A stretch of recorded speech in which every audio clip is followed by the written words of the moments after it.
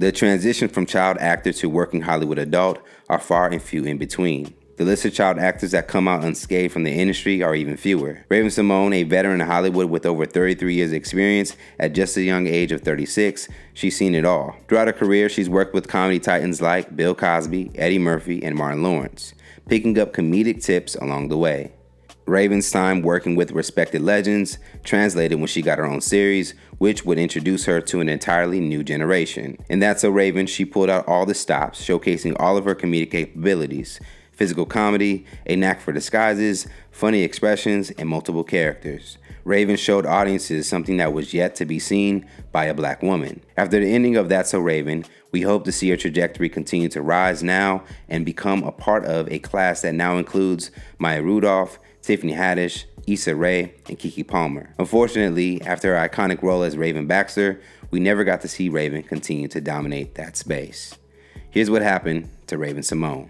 Raven-Symone was born Raven-Symone Christina Pierman in December 1985 in Atlanta, Georgia. Immediately knowing that they had a star in their hands, Raven landed a modeling contract before her second birthday. As a baby, she worked with Atlanta Young Faces Incorporated, a modeling agency for children, where she began to appear in newspaper and magazine ads around Atlanta. It wasn't long before Raven began modeling for Macy's, which prompted the family to move to New York, where she was signed by the Ford Modeling Agency and appeared in commercials. Finding success in modeling and commercial work, Raven tried her hand at film at just the age of 3. She auditioned for a role in the film Ghost Dad starring Bill Cosby and directed by Sidney Poitier. Unfortunately, Raven was too young for the role, but she managed to impress Cosby and the casting agents during her audition, so the character Olivia Kendall was created just for her and was added to the main cast of The Cosby Show during its 6th season. According to Ebony, Raven's father told the magazine that she would often watch The Cosby Show,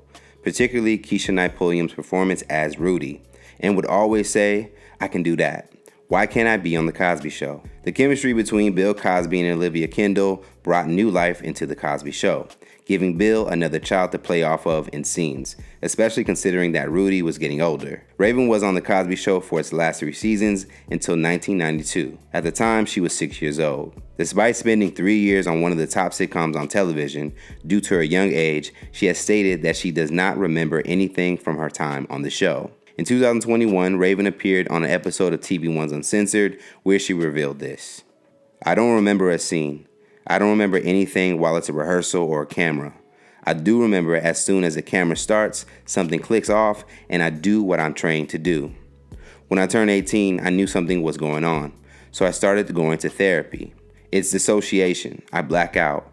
I become who I'm supposed to be when the cameras are on. Then I come back to when normal life resumes." Even though she doesn't remember anything from her time on set, in the same interview, she did tell audiences that she still has a great relationship with Malcolm Jamal Warner, who is like a brother to her. When The Cosby Show aired its last episode in 1992, Raven wasn't without a job for too long, because a year later, she found herself in the main cast for another sitcom, Hanging with Mr. Cooper. Raven joined the cast in the show's 2nd season and stayed on until the show's end in 1997. Raven knew at the age of 3 she was paying taxes for her entire family. In an interview, she said that after the cancellation of Hanging with Mr. Cooper, she moved back to Atlanta and immediately knew that she needed a job. After dominating the small screen, Raven began appearing in more films. In 1998, she played the daughter of Eddie Murphy in Dr. Dolittle and its sequel in 2001. That same year, she got the opportunity to return to the small screen after Disney Channel began developing a sitcom about a young teenager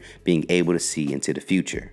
Producers brought Raven in, where she auditioned to play 2 different characters, the lead role and the best friend, which isn't usual for the casting process. When we went to casting, Raven was so terrific, we had her read for both the lead and the goofy friend. The lead character is a natural center of the show, but we asked her what role she'd like to play, and she wanted to play the goofy friend. A pilot episode with Raven cast as the friend was shot, and the test audiences responded positively to Raven as a whole. She was supposed to be the star.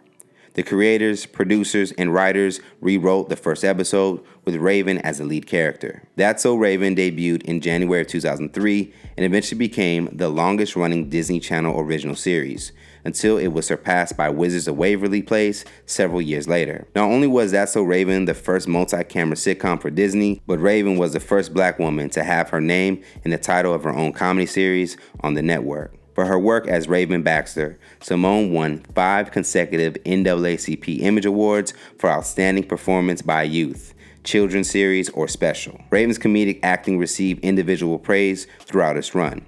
The show's most potent weapon is Raven's talent for physical comedy. Raven is the closest television has come to a modern-day I Love Lucy, anchored by a truly game actress who will happily take a tumble, cover herself in goo, or some combination of the two. It'll get a laugh. When I was a young child, I used to watch I Love Lucy, Carol Burnett, Flip Wilson, Dick Van Dyke, and Jim Carrey. So when I auditioned for the show and it got turned into That's So Raven and they started bringing physical comedy into the show, I said, oh my goodness, all the shows that I didn't even know I was learning from.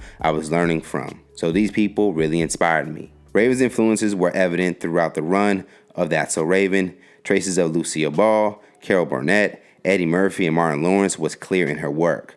That's So Raven lasted 4 years and would air 100 episodes, its last being in 2007, making it one of the most successful Disney Channel original series ever. Aside from her own sitcom, Raven was inserted into several other Disney Channel productions as part of her deal with the network. Those works include a recurring character in several episodes of Kim Possible, a single episode of The Proud Family, as well as TV movies like Xenon and Cheetah Girls, and its sequel. Fans were quick to note that she was absent from the third film. In 2020, Raven made headlines when she hopped on Instagram Live with former Cheetah Girls co-star Kaylee Williams, who apologized to Raven for the way she behaved during that time in their lives. In the same conversation, Raven spoke on her decision to leave the project. The cliquish way that there was during the movie made me feel excluded from my original team. Not that it was strong to begin with, but I felt excluded.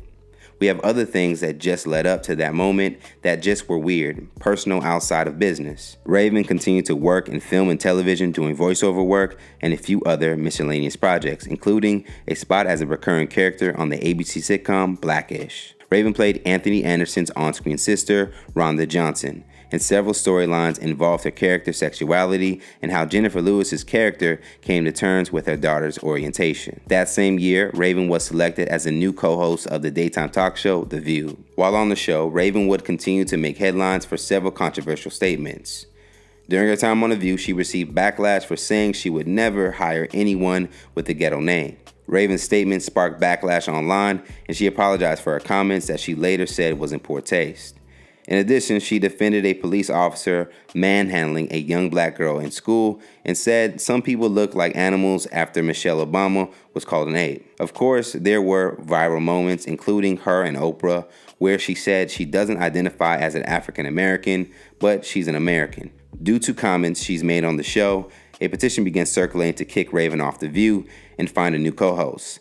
The petition earned more than 100,000 signatures, but the network would stand behind her and keep her on the panel. In 2016, Raven's former co-star Orlando Brown appeared as a guest on Vlad TV, where he confirmed the long-standing rumors regarding a romantic relationship between the two. It's unclear how much of what Brown was saying was true because Raven has yet to respond directly. That same year, Raven left The View on her own terms in order to executive produce and star in the That's So Raven spinoff, Raven's Home, which debuted in 2017 on the Disney Channel. In 2020, Raven appeared as a guest on Jaleel White's podcast, Ever After, where he spends each episode having a conversation with a different child actor. During their conversation, Raven has stated that she has learned a lot from Dr. Cosby. Some of those lessons are instilled in her today in the way she runs her new show. I ran my set the same way. I remember my parents reminding me how he ran his and how entertainment and television was run back then. Time, very important. Focus, very important. There were no cell phones, so there will be none here. There is a hierarchy. There is respect. Bringing that to this generation was definitely challenging at times. In the same interview, Jaleel spoke on both Raven and his contemporaries in the business during the height of the 1990s, the Olsen twins. As soon as Jaleel brought up their names, Raven asked the question, "Where was our videos? Where was our everyday straight to DVD videos? Where was that? There was no one in our community doing that. We would have been there. It's the fact that we didn't have YouTube. We didn't have the tools to do it ourselves. The two would reminisce on the time they were on the same episode of Drunk History in 2018. White played Martin Luther King, while Raven portrayed Nichelle Nichols. White would make note of how well Raven did in the episode and said that she would be considered in the same category as Tina Fey's and Amy Poehler's of the world. I'm pissed because I'm 34 years old and I'm a comedic actress. If that's the title you want and I still look 12, I'm not going to be able to be in Bridesmaids with the women that I feel that I should be in the same room with. I feel that Melissa McCarthy and her journey. Now at this same moment in the interview, Raven paused to herself for saying something negative, but after a beat, she finished her thought with, I have a chip on my shoulder. I do, but I also know that the industry I'm in was not created for me. Aside from her frustrations with the industry today, Raven's personal life experienced an upswing when she surprised fans when she announced that she married her longtime girlfriend in a private ceremony back in June of 2020. Raven announced via social media, I got married to a woman who understands me from trigger to joy, from breakfast to midnight snack, from stage to home. I love you, Miss Pierman Mende. In April 2021, after less than a year of marriage, Raven and her wife started a YouTube channel titled 8 p.m. where the two post vlogs and reflect on their lives, relationships, and more. In one episode released in late 2021, Raven spoke on a relationship she had beginning around the age of 13 and ending in her early 20s. She described the relationship as being pleasurable, miserable, heartbreaking, heartfelt, and heart-filled. Now, although Raven didn't name anyone specifically, many have speculated that she was in fact referring to Orlando Brown. The timeline Raven was speaking of does match the time she spent on That's So Raven with Brown. Now, during Raven's conversation with Jaleel White, she revealed that we might be seeing Raven in front of the camera less, as her interest in working behind the scenes has increased. As an actor, we're not allowed to speak up, which is why I don't want to be one anymore. After spending more than 3 decades in the industry as an actor, she realized that most of the power on a film set comes from the crew. Always a producer on Raven's Home and the later seasons of That's So Raven. Since 2019, she's directed 4 episodes and written 1 of the former show. In addition, she's also directed 3 episodes of another Disney Channel series, Sydney to the Max, within the past 2 years. Raven is also moving into more hosting opportunities as she's set to host and executive produce a new reality series called What Not to Design on HGTV. The talent that Raven Symone possesses puts her in a category of her own. An Emmy nomination for Raven's Home and 5 straight NAACP Image Awards for her performance in That's So Raven should speak to her ability to entertain and make audiences laugh. With over 3 decades in the industry, Raven is as seasoned as they come. We like to see Raven immerse herself in another character that will cater to her wide range of skills. However, if Raven would rather build up new talent from behind the scenes, as she started to do with child actors on Raven's Home, we welcome those contributions too. Because, according to Raven, that's where all the power lies.